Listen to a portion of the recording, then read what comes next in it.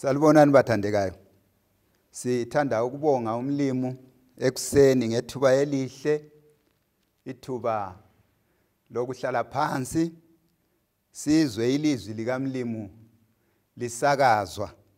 Siyabonga umsakazo owenza ukubana kwenzakale ukuthi sithole leli thuba lokufinyelela abantu abanengi ngelizwi likaNkulunkulu ezindaweni eziningi lapha bakhona.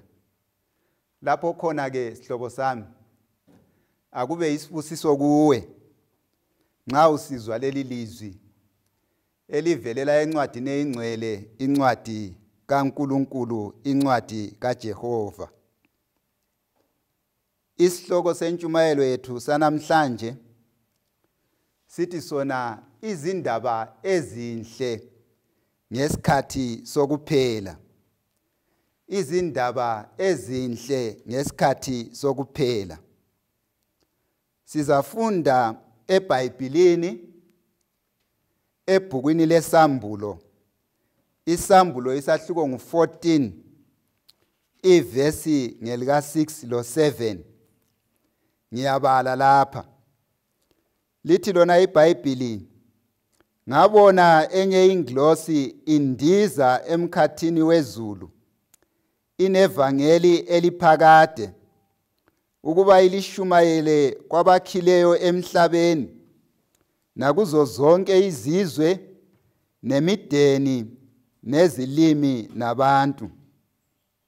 Ivesi ngelika 7 yathi, ngezwi elikhulu mesabeni uThixo nimbonge, ngokuba ihora lokwahlulelwa kwakhe selifikile.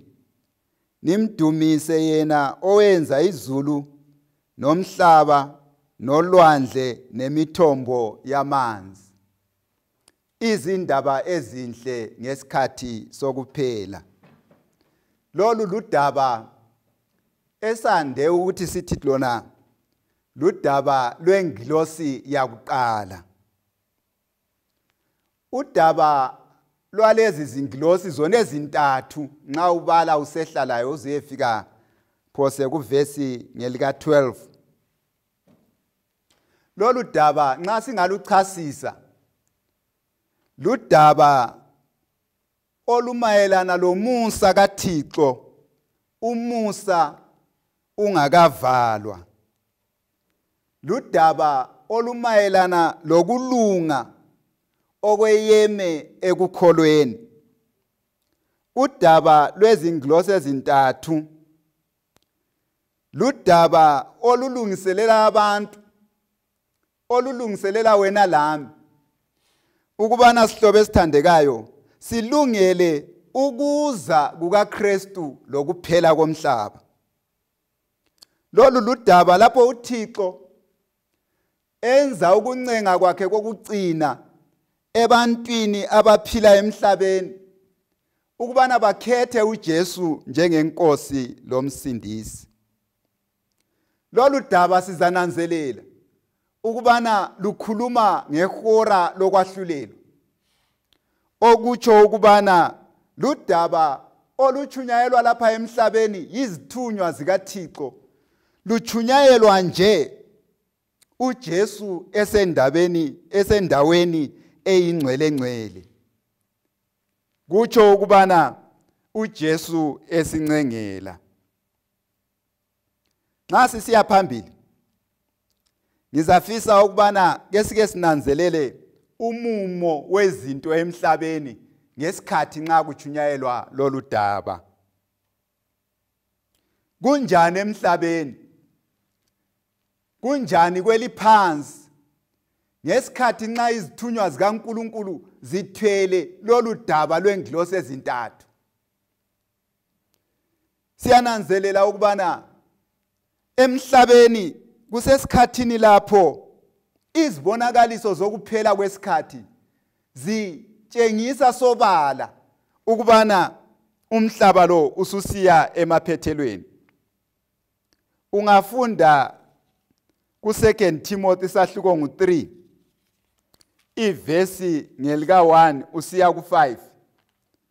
Umpostoli Paul uyakhuluma kabanzi ngomumo womhlaba ngesikhathi kuchunyayelwa udaba lwezingilosi ezintathu. Uthi kumele sinanzelele ukubana izinsuku zokugcina kuza kufika izikhathi ezinzima. Ibala lesikhiwa elinye balisebenzisa lapha lithi perilous times. Okutsho ukubana izikhathi eziyingozi. Uthi abantu bezinsuku zokugcina bakuba ngabantu abazithandayo.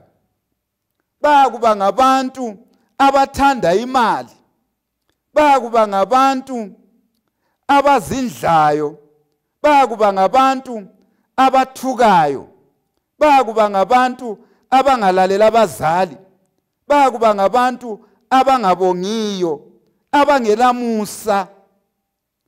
Bakuba ngabantu abangelabumnene labazonda okulungileyo. Izikhathi bathandekayo nxa kuchunyayelwa udaba lwengilosi yakuqala siphakathi kwezikhathi ezinjalo. Abantu asebebhazukile entandweni kaJehova. Sizananzelela emphakathini esiphila kiwo kusona lesi sizukulwane esiphila kiso ukubana sokulomkhuba wobudlwangudlwangu.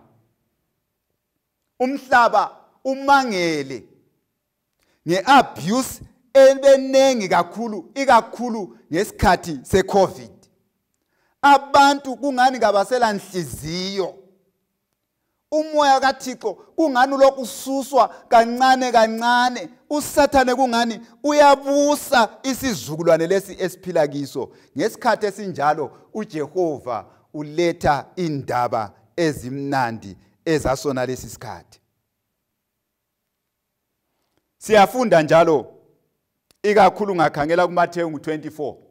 uJesu nxa ekhuluma kuMathewu 24 wayekhuluma ngezibonakaliso ezinengi eziza kwenzakala nxa esezakuza kuona lo mhlaba. iBhayibhili bese lithinta njalo ukubana kuza kuba lezi inhlupho ezinenginengi. Imkhuhlane iza kwanda. Khathesi njengobana sikhuluma kule mkhuhlane eminengi ethi ngitsho le mithi ilwisane layo le imkhuhlane yehluleke imithi ukubana iqedele imkhuhlane. Imkhuhlane njengabo cancer, imvukuzane, imkhuhlane ofanana layo nale iCovid, iglobal pandemic, umkhuhlane ochaye umhlaba wonke. Konke lokhu ngithanda ukukutshela sihlobo esithandekayo ukubana kuyamemezela ukubana uJesu uza kuza masinyane. Ungakhangela uLuka 21. Asigijime sifike kuLuka 21. Ivesi ngelika 25 usiya evesini lika 28. Kulesimanga lapha uJesu nxa wayekhuluma ngezibonakaliso zokuza kwakhe.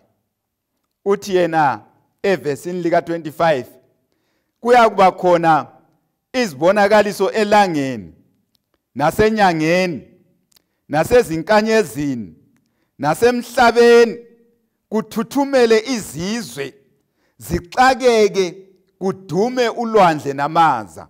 Ivesi 26 khona phana kuLuka 21. Uthi abantu baphele amandla ngokwesaba nangokubheka lezo zinto ezizayo emhlabeni. Kuyakuzanyazanyiswa amandla ezulu. Ivesi 27. Khona bayakubona indodana yomuntu iza ngefu, inamandla nobukhosi obukhulu. Nxa lezi zinto ziqala ukwenzeka, lulamani niphakamise amakhanda enu ngokuba kusondele ukusindiswa kwenu. Khuluma indaba emangalisayo uJesu. Uthi ngezinsuku zokugcina, izinsuku lapho lingilosi imemezela indaba ezinhle ezivela kuJehova. Uthi ukwesaba kuza kubamba abantu. Ukwesaba kuyakubamba izizwe. Uthi abantu bayakuxakeka ngokwesaba nxa bebona lokho okwehlela umhlaba. wena lami sihlobo esithandekayo lapho khona singama witnesses, singofakazi bokubana umhlaba ubanjwe ikwesaba. Ukwenzela ukubana lokhu kwesaba kungasibambi, kuyadinga kuphela ukubana sicatshe edwaleni elinguJesu. Ngalesi sikhathi esifana nalalesi, uNkulunkulu uthumele ingilosi yakuqala ukubana imemezele ngelizwi elikhulu ukwenzela ukubana bonke abantu bezwe. Ngithanda ukukutsho lokhu kuchasisa ukubana udaba lwale ingilosi ayisilo daba olutsha, kodwa liqiniso lalesi sikhathi elifanele thina. uNkulunkulu ngasithiya ngasisemnyameni. uNkulunkulu isizukulwane lesizukulwane uthumela iqiniso elokusuthisa leli mayelana lelihambelana labantu bakusona leso sikhathi. Uzakhumbula ukubana ngesikhathi sabokhokho bethu Adam lo Eva, uNkulunkulu wabathumela iqiniso elifaneleyo ukubana inzalo yakho iza kucobodisa ikhanda lenyoka. Kwakuliqiniso lasona leso sikhathi.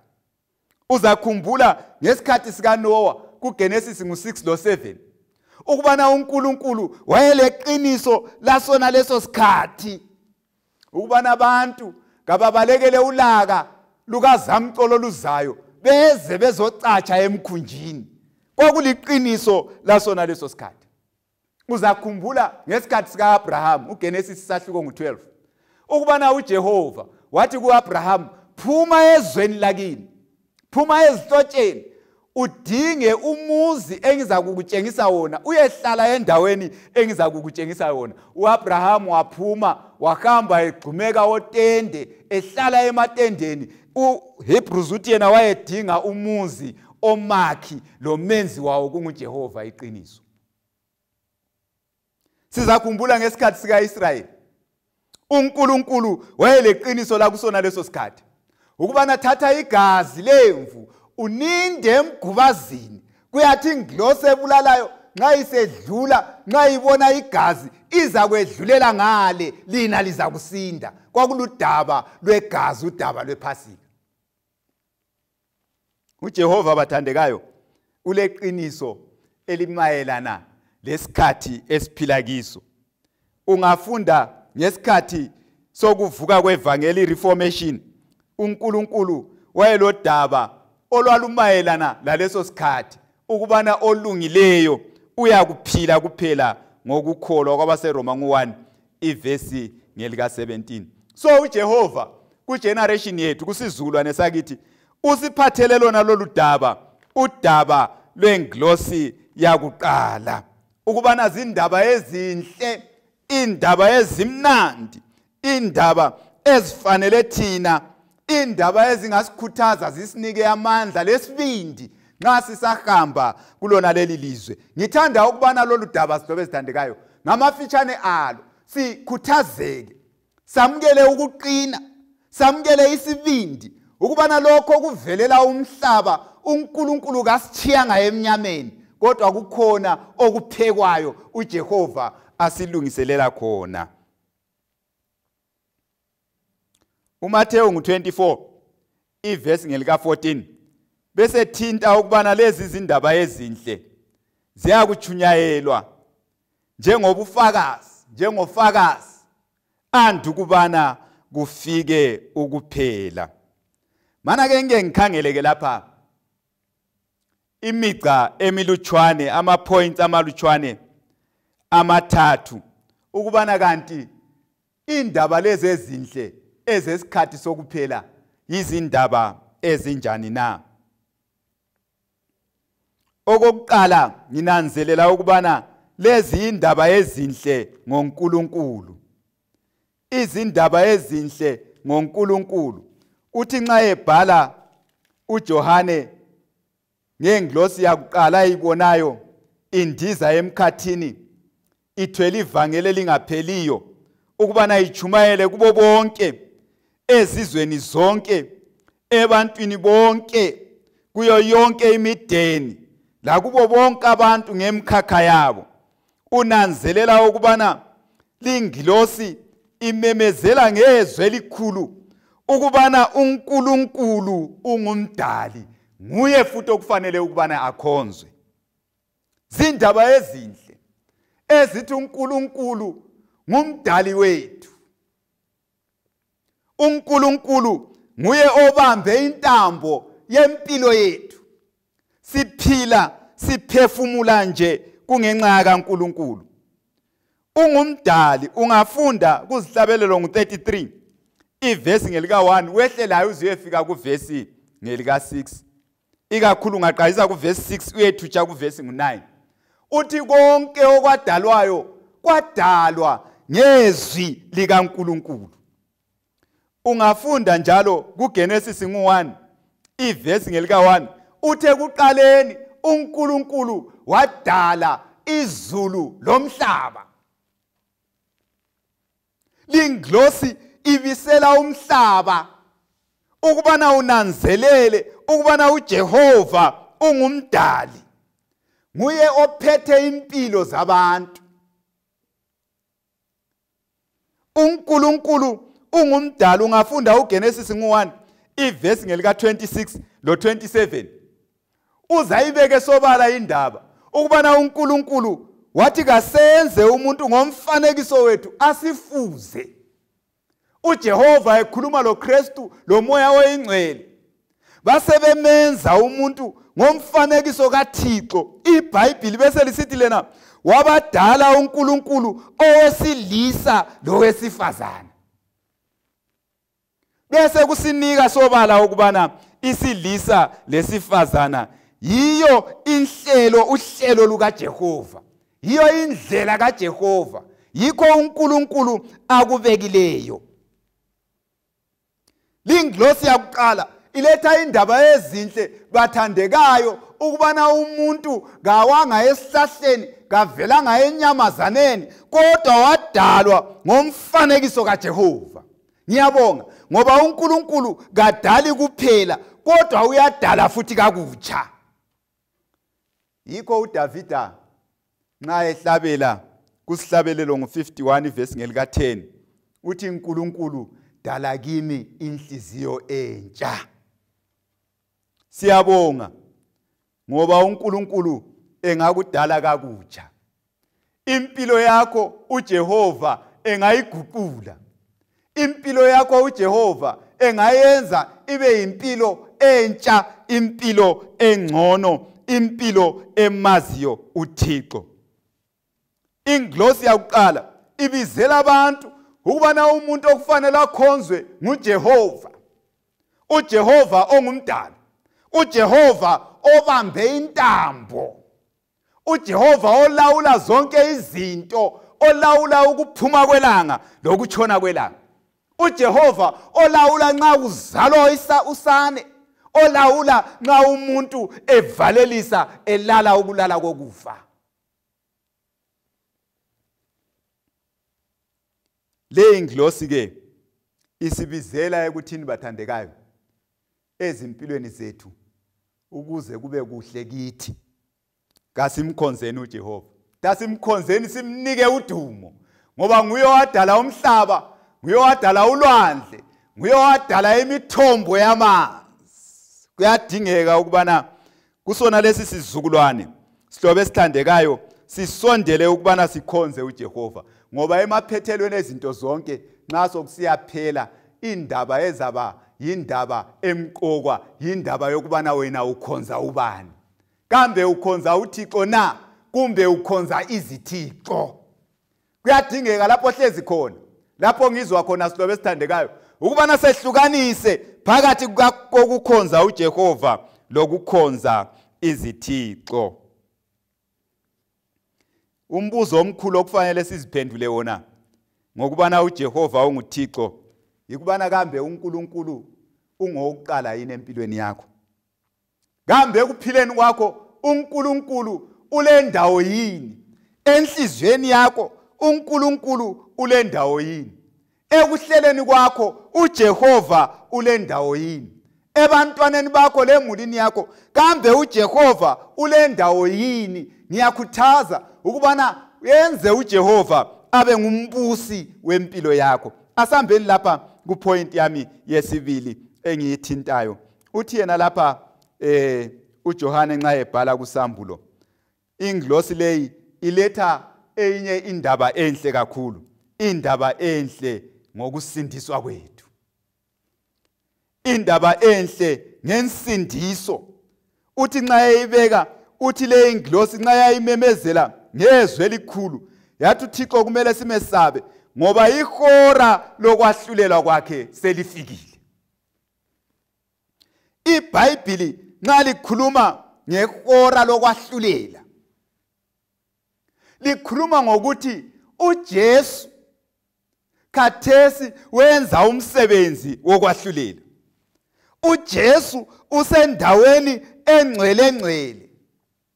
uJesu ungumahluleli abuye abe ngummeli. uJesu ungumpriest omkhulu omele abantu bakhe. Ubukhulu bukaJesu bathandekayo endaweni yethu, endabeni yethu yokusindiswa, ngibuthanda kakhulu nxa ngifunda lapho uJesu aziveza khona kuJohane esesicengeni sasePhathamos.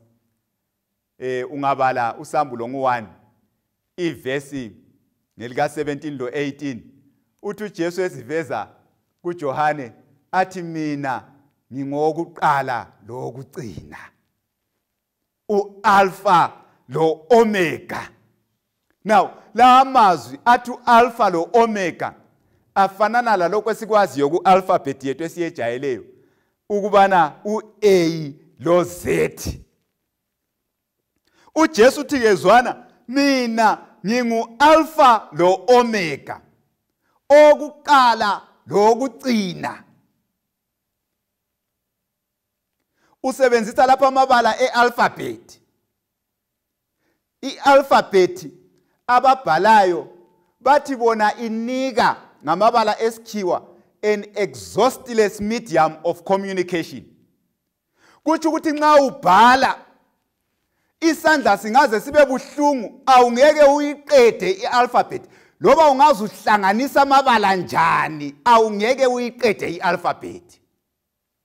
Laba bhala ama-encyclopedia lama-commentaries amakhulu babhala baze badinwa i-alphabet, you cannot exhaust it, awungeke uyiqede. uJesu uthi nginjalo empilweni. Ukulamba kwempilo, ukungasuthiseki kwenhliziyo, uJesu nguye kuphela ongakusuthisa. Ihora lokwahlulela selifikile. Indaba ezinhle ze-judgment zokwahlulela, umusa kawukavalwa. uJesu ulokhu esincengela.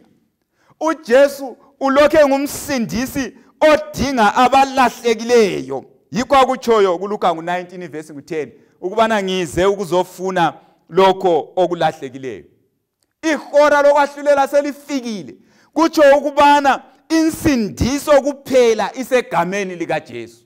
Izenzo 4 ivesi ngelika 12 ithi alikho elinye igama esiliphiweyo esingasindiswa ngalo ezulwini emhlabeni ngaphandle kuphela kwegama likaJesu. uJohane 14 ivesi ngelika 6 uJesu uthi nxa ekhuluma kwamanye ama-great I am statements akhe, lapha athi khona ngingubani, nxa lapha aziveza khona i-ofisi yakhe ukubana ungubani uJesu, uthi mina ngiyindlela leqiniso lokuphila, kakho ongeza kubaba ngaphandle kwami. Bathandekayo, imessage yehora le-judgment eselifikile yimessage yokubana uJesu ungumsindisi. Ludaba lokubana uJesu nguye yedwa kakho munye, ngoba nguye phela owasifela esiphambanweni ukwenzela ukubana kuhlanjululwe izono zethu. Esiphambanweni uJesu wacitsha isigwebo sokufa esasisiphiwe. Yikho uJohane wathi embona esiza wathi bheka iwundlu likaThixo elisusa isono sezwe. Nxa wayelenga esiphambanweni kwakuzindaba ezinhle ezokubana uJesu ungumsindisi wethu.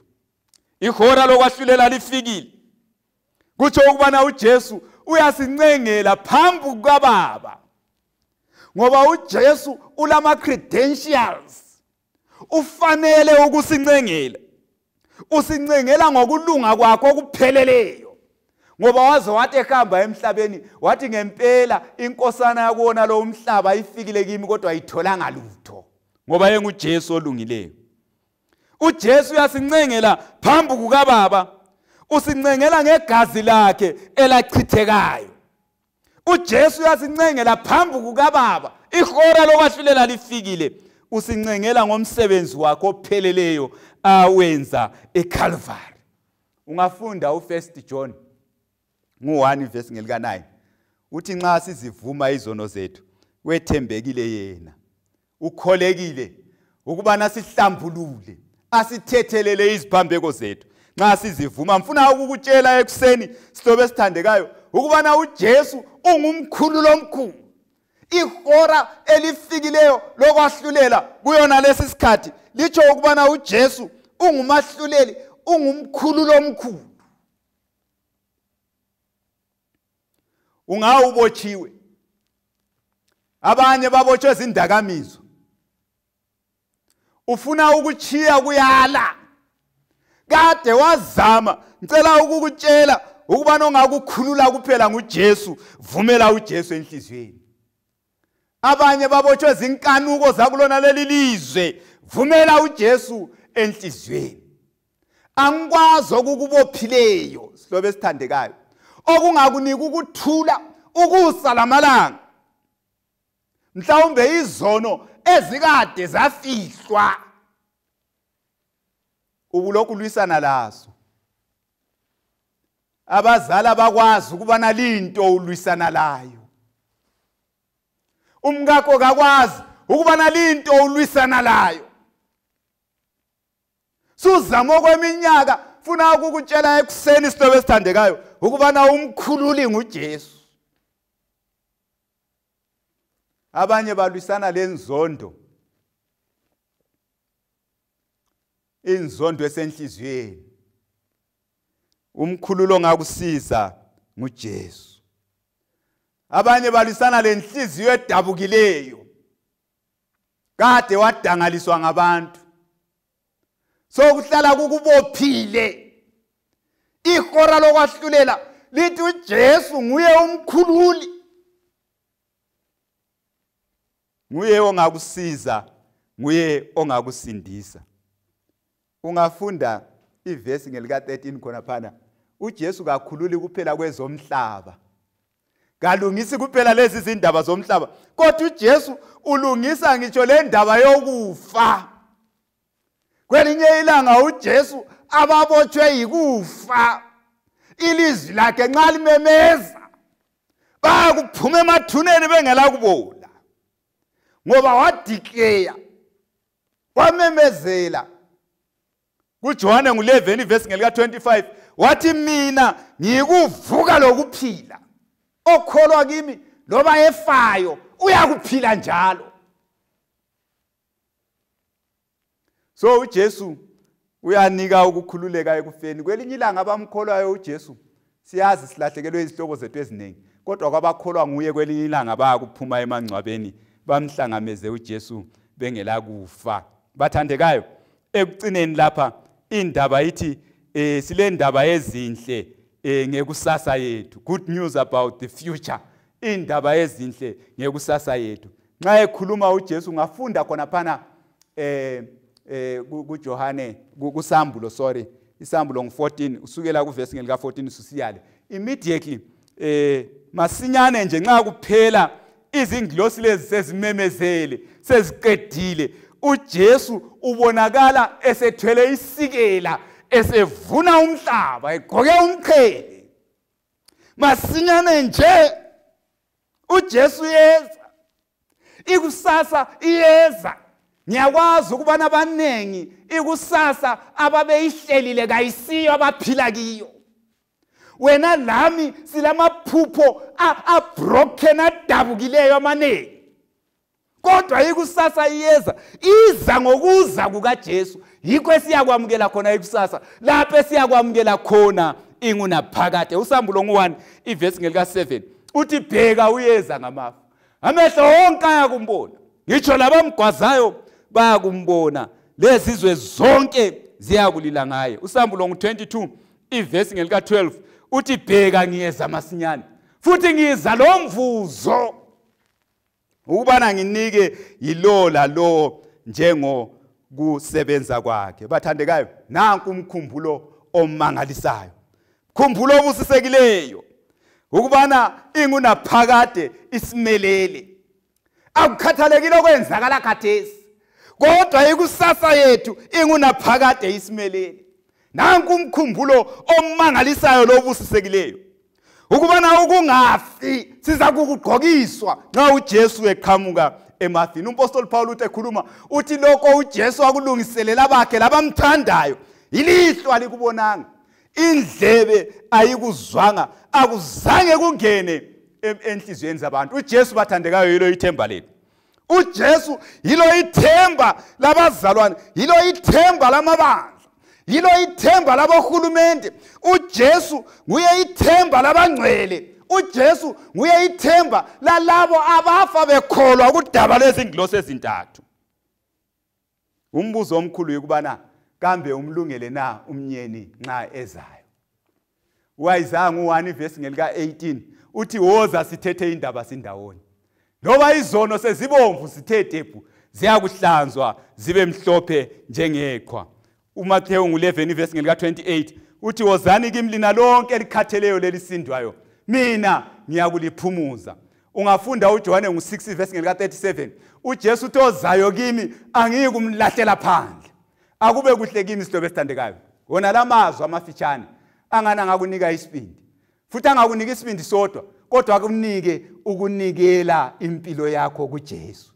Ngiyakuncenga ngegama likaJesu ukubana sihlobo esithandekayo, nikela ukuphila kwakho kuJesu, ngoba masinyane nje uyakuvala imbali yomhlaba nxa esesiza ukuzokwamukela abakhe abamnikeleyo abakholwe nguye ebayisa embusweni ongapheliyo.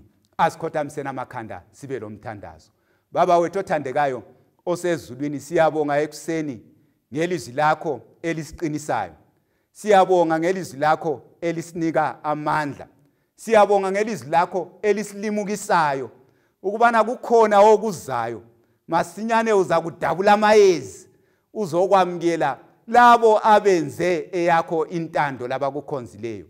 Akube kuhle kithi sonke ezindaweni ezijiyeneyo esizwe lona leli lizwi namhlanje ekuseni ukubana singaphuthi kulo mbuso ongapheliyo.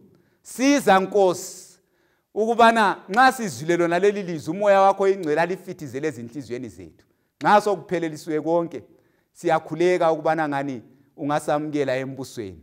Lokhu ngumkhuleko wethu wokukholwa, ngoba sikhuleka sithembele egameni elilamandla elikaJesu esilibonga manje kuze kube phakade. Amen.